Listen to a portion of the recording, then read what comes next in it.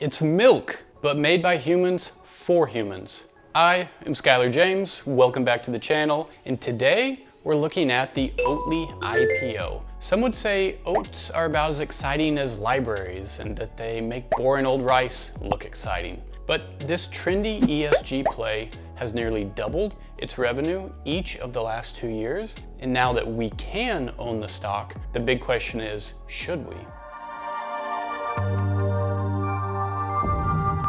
A visit to the Oatly website is a hip and trendy experience, and the majority of the information, the marketing, the facts, highlight Oatly's commitment to sustainability. That's how Oatly sees themselves grabbing and keeping customers. The graphics and the layout feel very much geared toward a Gen Z or millennial consumer. And they play on the senses of the consumer that if they buy Oatly, they are changing the planet for the better. But can it change my portfolio for the better too? Let's get into the numbers. Their recent growth is impressive. Revenue was $421 million in 2020, $204 million in 2019, $110 in 2018, and $68 in 2017. Phenomenal increases. They're still unprofitable overall, but all of these numbers make Oatly look like a textbook growth stock. And the sales are coming in from all over the globe, not just a pocket here and a pocket there.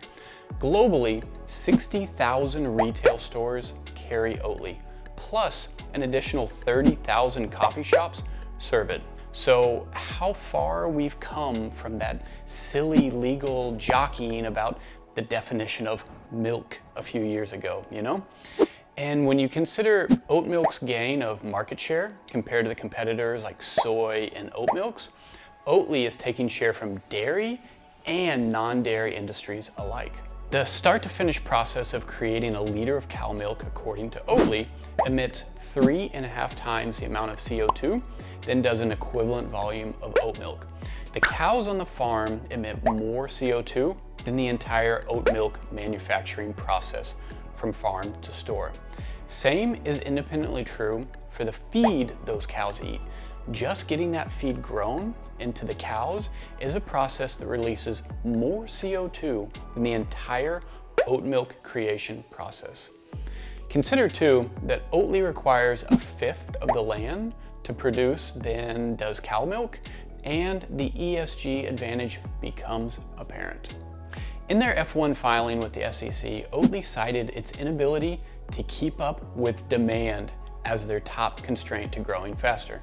The company is looking to overcome that as they've recently secured US facilities in Philadelphia, Utah, and New Jersey to boost their North American operations. And they've recently laid the groundwork for a Singapore production facility. It's their first outside of Europe and North America. So they are on an expansion mode boom right now. They're in the stage where they're ramping up their ability to deliver. This is like Amazon building fulfillment warehouses back in 2000. The company cites 3 primary strategies to maintain and increase growth. First, increase the awareness of plant-based diets in target demographics. Customers love the product once they learn about it and the underlying mission of sustainability. And they want to spread that knowledge to consumers. Second, get into new markets fast and increase their penetration in existing markets. And third, increase their operational footprint to meet the demand of these newfound customers. The Oatly share price is rumored to be placing a $10 billion valuation on the business. The IPO will give it an extra $1.4 billion to the Oatly coffers to feed their expansion. Just last summer, they raised money on a $2 billion valuation. 5x in a year is amazing for a food and beverage company. I'm seeing a recurrent theme though with IPOs recently. You and me get to pay a lofty premium to what insiders paid just 12 months ago.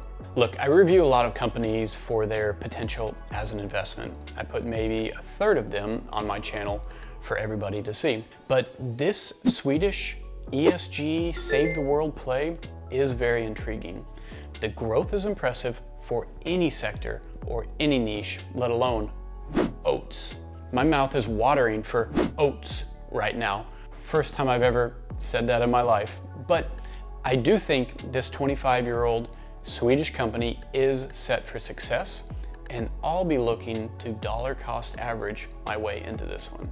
Have you had Oatly before? Can you tell me what it tastes like before I invest in it? Maybe hit that subscribe too.